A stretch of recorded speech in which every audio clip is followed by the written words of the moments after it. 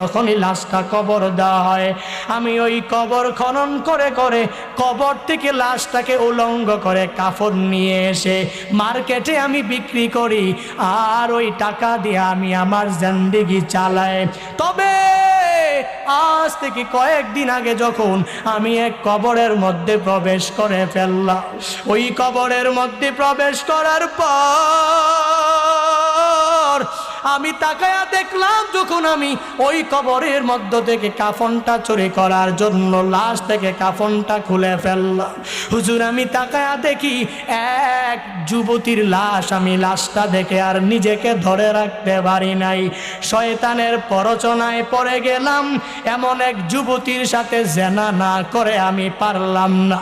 হুজুর আমি কবরের মধ্যে কাফনটা পরিপূর্ণ খুলে ওই যুবতীর সাথে আমি জেনায় লিপ্ত হয়ে গেলাম। হুজুর